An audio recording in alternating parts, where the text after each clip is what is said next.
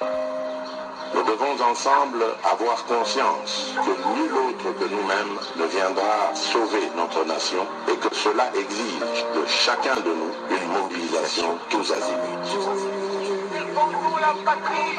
Peuple congolais, il est temps de nous lever, de nous serrer les coudes et d'agir pour défendre notre patrie, notre intégrité territoriale et l'intangibilité de nos frontières. La République démocratique du Congo est victime d'une nouvelle agression rwandaise et des actes criminels et terroristes du M23. Ils ont juré Batela Ekolo, Bindele Koyate.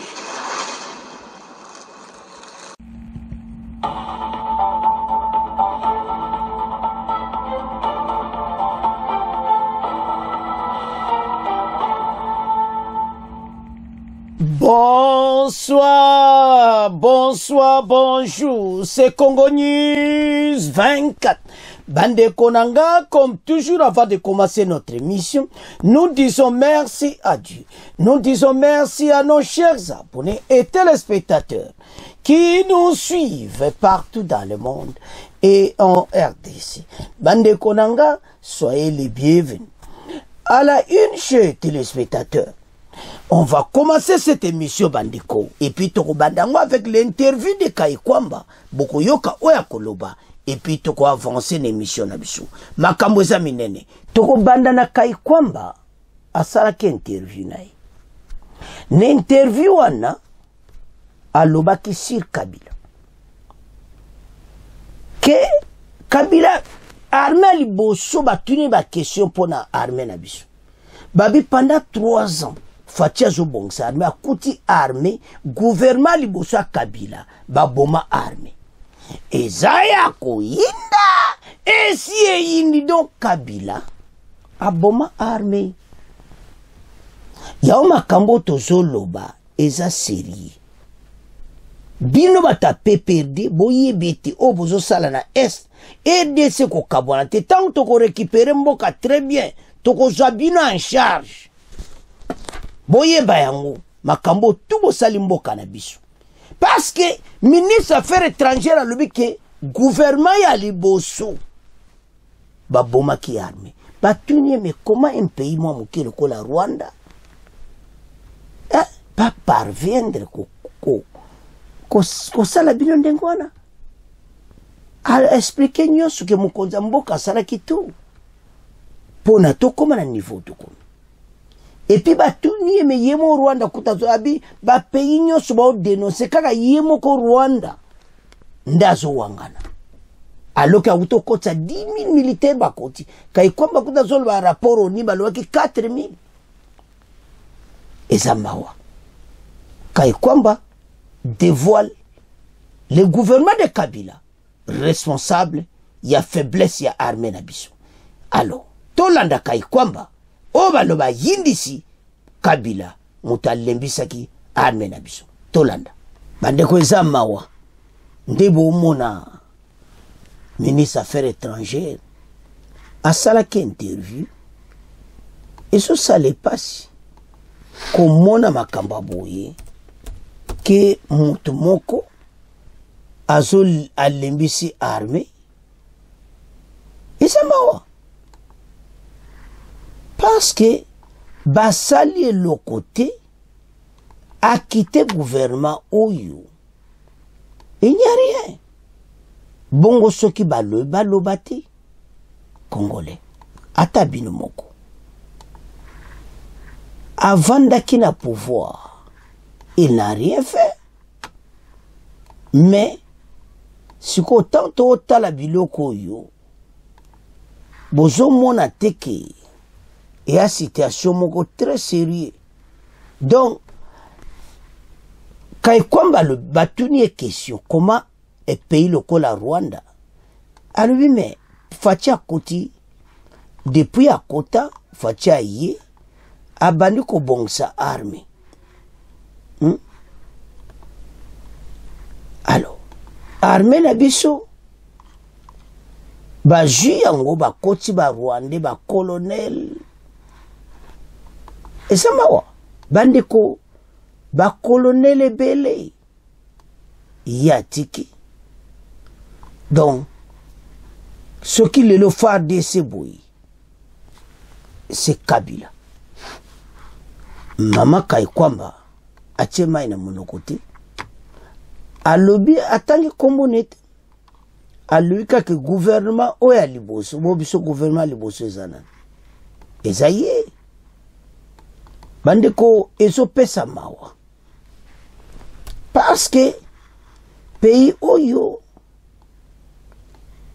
eza pays moko munene, mais soki tootala babiloko aboye, lui avec Kagame va affaiblir l'armée, lelo to vivre ba accord basalaki na Kagame il y a 1-23 et zongeli biso parce que mama oyo makambo azoloba eza sérieux.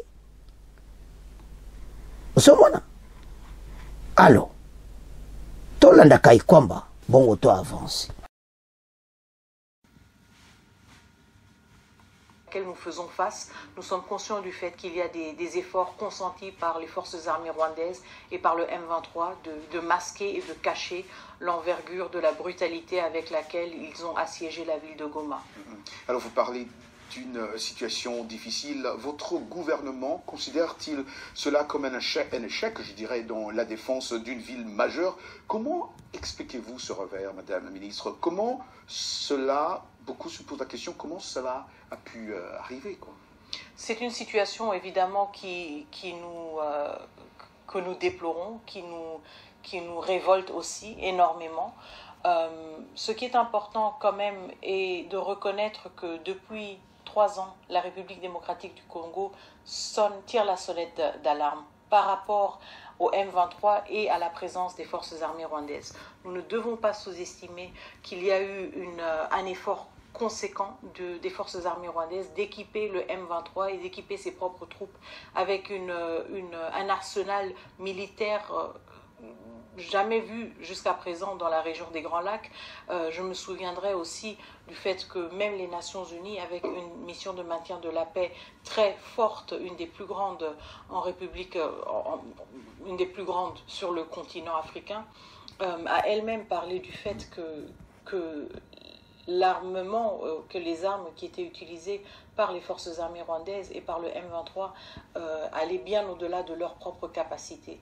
Je ne veux pas aussi passer sous silence le fait que depuis quasiment plusieurs mois, le Rwanda a utilisé une technologie de brouillage de systèmes GPS qui ont rendu la navigation de l'espace aérien dans le Nord Kivu extrêmement difficile, ce qui voudrait dire que tout ce qui s'apparentait à des efforts de ravitaillement militaire, mais aussi des ravitaillements humanitaires et de l'aviation civile ont été complètement compromis dans une violation flagrante du cessez-le-feu, dans une violation flagrante de la Convention de Chicago, et nous avons toujours fustigé et dénoncé justement cette course, si vous voulez, à l'armement que le Rwanda a menée pour justement imposer de manière extrêmement brutale sa présence et saper tous les efforts qui ont été consentis par toutes les parties prenantes de trouver une solution politique à cette situation.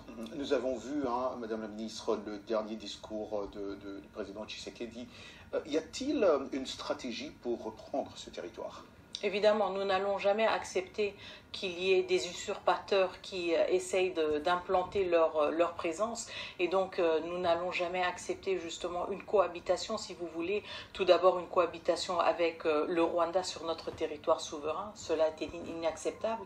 C'est une violation, comme je le dis toujours, du droit international, de notre souveraineté et de notre intégrité territoriale. Donc, la République démocratique du Congo ne conçoit pas du tout rester dans une situation dans laquelle la présence des forces armées rwandaises et de leurs supplétifs du M23 fasse partie d'une normalité quelconque. De nombreuses inquiétudes aussi circulent selon lesquelles l'armée congolaise manquerait de soutien de la part du gouvernement avec des salaires bas et une faible motivation affectant sa capacité même à combattre le M23. Que répondez-vous à ces allégations, Madame la Ministre ?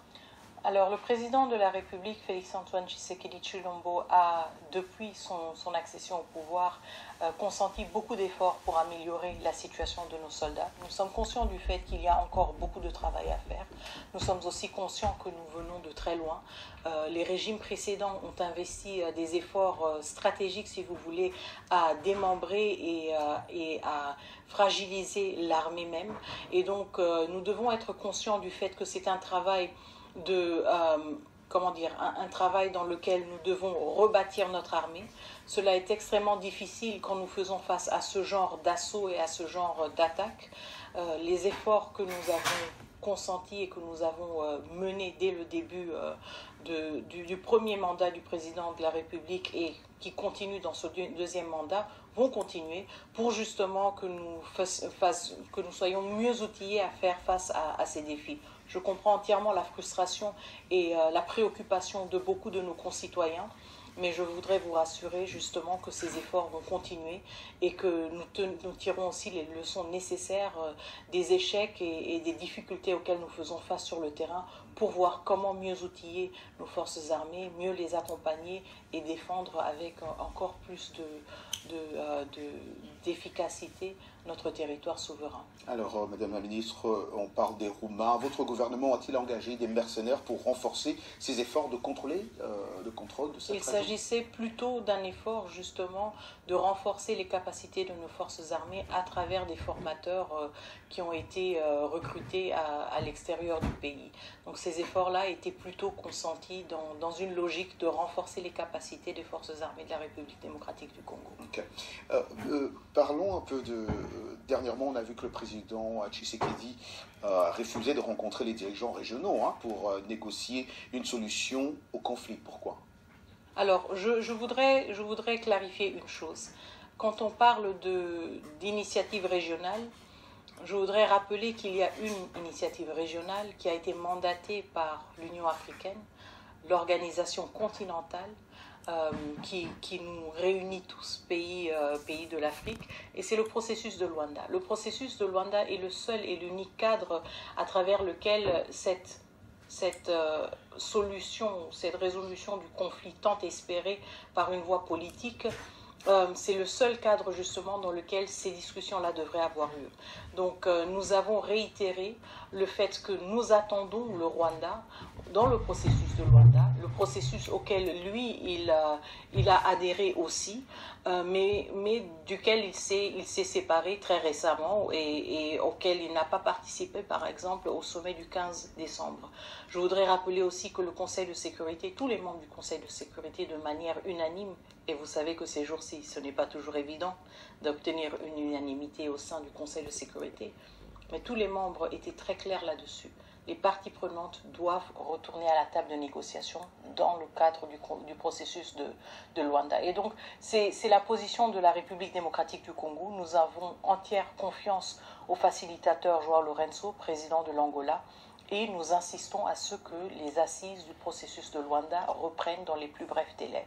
Nous sommes perplexes par rapport au fait que le Rwanda ait choisi justement de saper ses efforts. Nous avons aussi pris note du fait que le président rwandais aurait sollicité une médiation du président de la Turquie, le président Erdogan.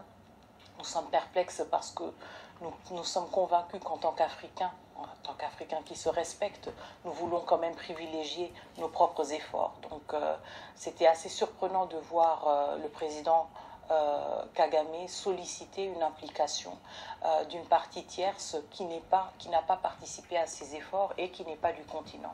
Donc nous réitérons, le processus de Luanda est le cadre, l'unique cadre à travers lequel nous allons continuer les efforts pour trouver une résolution politique à ce conflit. Pensez-vous, Madame la Ministre, que vous avez été, d'une certaine manière, abandonné par vos alliés régionaux et internationaux? Quel rôle devrait-il, et je parle de ses alliés, devrait-il jouer dans la résolution de cette crise, d'après vous? Bien au contraire, nous ne sommes pas du tout abandonnés, nous ne sommes pas du tout isolés. Si une partie est isolée, c'est le Rwanda. Encore une fois, je me réfère aux 2 réunions d'urgence du Conseil de sécurité, dans lequel quand même, à travers lesquelles quand même il était comme assez visible à quel point le Rwanda était seul et isolé. Tous les membres du Conseil de sécurité ont fustigé la violation flagrante du droit international par le Rwanda. Je voudrais aussi vous rappeler que pendant la dernière réunion du Conseil de sécurité, le mardi, nous avons eu 6 pays qui ne sont pas directement impliqués dans le conflit, qui ont saisi la parole, qui ne sont pas membres du Conseil de sécurité. Nous avons l'Uruguay, le Guatemala, l'Afrique du Sud, le Burundi, le Sénégal, tous ces pays qui se sont mobilisés pour prendre la parole pendant les délibérations du Conseil de sécurité. Je pense que ce que nous voyons maintenant, c'est que de plus en plus de pays au monde, pas seulement en Afrique, sont scandalisés par l'attitude du Rwanda, l'attitude déstabilisatrice du Rwanda, qui semble avoir l'intention maléfique de vouloir remettre l'Afrique dans les années sombres des années 90 où le pouvoir s'arrachait avec des armes. La République démocratique du Congo a tourné cette page, même si le Rwanda est encore dans un état d'esprit qui considère ce genre d'options. Nous ne les considérons pas. Nous sommes un pays qui a fait le choix de la démocratie, nous sommes un pays qui a fait le choix de l'alternance politique. Le Rwanda n'a aucune leçon à nous donner et surtout pas en essayant d'imposer sa volonté sur un pays souverain avec des armes. Donc ce que nous voyons plutôt, ce n'est pas un isolement de la République démocratique du Congo. Le monde s'insurge, le monde pose des questions sur comment est-ce que le Rwanda ait pu avancer si longtemps et comment est-ce que le monde a permis que le président Kagame se radicalise pendant tant de décennies. Et nous avons la réponse très claire à cela. Le président Kagame s'est radicalisé parce qu'il a été incontrôlé et il n'a pas été tenu redevable par tous ses partenaires et par tous ses bailleurs pendant tant d'années. Et donc nous nous retrouvons maintenant dans une situation où un chef de l'État semble incontrôlé et obsédé par l'intention de vouloir déstabiliser un pays voisin et contribuer au changement inconstitutionnel d'un régime légitime. Ceci est inacceptable et nous refusons qu'en 2025, l'Afrique que nous voulons avoir, l'Afrique que nous aspirons, qu'elle soit une Afrique du développement, de la prospérité et de l'avenir et de l'espoir pour toutes les générations qui suivront. Nous refusons catégoriquement que ce narratif soit imposé sur notre continent et sur notre pays. Madame la ministre, quel est votre message aux milliers de civils congolais maintenant sous contrôle rebelle, en majorité en tout cas? Comment allez-vous aider la population qui a déjà fui la ville? Est-ce qu'il y a une certaine... il y a des suivis sur ça, c'est ceux qui sont partis, ceux qui ne sont plus dans le territoire? Alors mon message tout d'abord, c'est qu'ils ne sont pas seuls, ils ne sont pas abandonnés, ils sont la raison pour laquelle chaque matin, tout le monde se lève à Kinshasa, tout le monde se lève à la diaspora. Mon message, c'est que nous sommes de tout cœur avec nos compatriotes à l'est de la République démocratique du Congo, en particulier au Nord Kivu. Mon message est que les efforts que nous fournissons se font sur plusieurs fronts. Je suis à la tête du front diplomatique et nous menons des efforts inlassables. Nous allons tenir toutes les parties prenantes redevables. Nous allons nous assurer qu'il y a une pleine transparence sur ceux qui ont parlé et ceux qui n'ont pas parlé. Nous allons rappeler toutes les organisations de leurs aspirations, de leurs principes et de leurs obligations et justement tenir toutes les parties prenantes redevables pour le fait qu'ils aient laissé la situation se détériorer d'une telle manière pendant les dernières années, mais aussi les rappeler qu'ils ont une responsabilité et une opportunité de passer à l'action.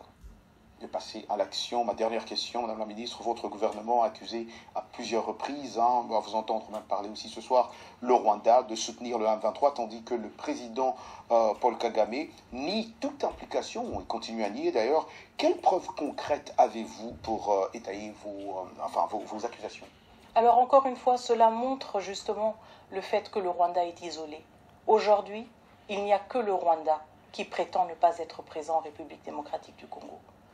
Il y a 2 jours, au Conseil de sécurité, 15 membres du Conseil de sécurité ont dénoncé la présence du Rwanda. Il y a quelques semaines, le groupe d'experts des Nations Unies a publié un rapport accablant qui parle de plus de 4000 troupes rwandaises sur le territoire souverain de la République démocratique du Congo. Des troupes qui tuent, des troupes qui pillent, qui pillent nos ressources naturelles, parce que ce même rapport parle de 150 tonnes de coltan exploitées et transférées vers le Rwanda de la République démocratique du Congo par les forces armées rwandaises et exportées sur les marchés internationaux sous l'étiquette du Rwanda. Donc, vous voyez qu'il y a des preuves accablantes. Même la presse qui est sur place à Goma peut vous dire et vous dit clairement qu'il y a des forces armées rwandaises présentes. Donc, nous voyons aussi que le Rwanda, encore une fois, dans son narratif illusoire, est complètement isolé. Le monde est conscient du fait qu'il s'agit maintenant d'un conflit armé entre deux États et pas d'un conflit armé interne. Et c'est pour cela que notre plaidoyer pousse justement pour que les uns et les autres prennent leurs responsabilités, pour que ceux qui ont permis au président Kagame d'en arriver si loin le tiennent redevable, en coupant par exemple leur aide au Rwanda, en imposant des sanctions sur des individus qui, eux, directement font partie de la chaîne de commandement, et en suspendant ou en révoquant au Rwanda le statut de pays contributeur de troupes de maintien de la paix pour les missions et les opérations de paix des Nations Unies. Il est extrêmement important de souligner qu'en moins de 5 jours, les forces armées rwandaises présentes sur le territoire de la République démocratique du Congo ont tué 17 soldats de la paix, 17. Un Uruguayen, un Malawite et 15 Sud-Africains. Le Rwanda est un des pays les plus grands contributeurs de troupes de maintien de la paix. Et donc nous sommes dans un contexte aussi où même cela doit être révoqué comme statut. Il est inacceptable qu'un pays qui contribue aux missions de maintien de la paix soit en même temps la cause de la mort de soldats de la paix. Excellence Thérèse Wagner, je rappelle que vous êtes ministre des Affaires étrangères de la RDC. Encore une fois, merci pour le temps que vous avez accordé. Bandeko Tolandi, comment armer na biso? Et comment bon, mais c'est Kabila. Bandeko armé na 2 ans, comme ça armé on va professionnel ti. 2 ans ça mouké. Et ça va recrutement mon côté ça qui rapide, mais normalement il faut armer ou mais les côtes na basia ça va entraînement makambo. Kagame sa wumela na armée na ye plus de banda so 30 ans. Abongsaka armée na ye. O eza ku abongsango banda kala. Kaka ponda ba minere. Alinga envahir Sud Kivu. Yajo ba minere tu wana na asiki eko simbati. Na Sud Kivu mutu nyonso okota armée. Toso bunda. Ata yena biloko na makasi eko simbati. Voilà ce qui se passe. Oh, il y a sali na goma ba du expérience. Mais na Sud Kivu aussi mbati.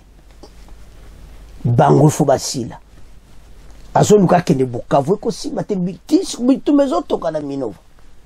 Alors, siko ndeto landika ikwamba wana. Batuni comment armée ezo l'accès armée ça na faiblesse. Comment ndeni ba boteli comment. Kai komba expliquer que depuis 3 ans Fachi a coûté armée gouvernement liboso bakibaki armée. Donc batia armée na position de faiblesse, ma solo aye na Kagame po ba yebete ba kupona makambo o. M23 yango ya Kagame. So tala yango n'y a rien. Et maintenant, Kagame et ses hommes na l'ère Kabila, bazo diriger nyonso. Mobulo bozo mona wana na est eza po fatia boyi makaba kopo wana kusimba kontra na batu wana fatia limbala o il faut to bunda tina suka to yebete to za seza complot international yo mona fatite aibi na ye ndeko na tuni pourquoi eza défait toujours oui bien sûr mais kai kombe fa la vérité to côté armé na position mon comme mawatu. So batangi ba mort bato ba kufi mawa. Alors biloko boto yaka nango po bino bo yoka bo partage. L'heure est grave et nous allons gagner cette guerre. Tolandi Kaikomba en tout cas tokomotika mona bino parce que ça somme Kabila motu asalaki makambo wana armée affaiblie, des colonels rwandais, Mawatro. C'est pour cela que Tozo Pola, Touana Bana Bunaga, armée Tozo, n'a des facilité. Armée ou me la kapwe kwa makasi. Mena ndenge to komi lelo to lukaba arme makasi penda. Des hommes oyo kakaba kipe arme babunda na ndenga kusakanati. Voilà ndenge machangwe komi eza somo. Alors bana mboka en tout cas to tiki kai kwa mana bino bo partager. To landi biso yo ce mission. Match eza ya kusakanati. To telema pona mboka to ko bengana cet ennemi. Alors, c'est à ce point. To comment clôturer mission là-dessus. To continuer pour s'abonner massivement. Au revoir. À la prochaine.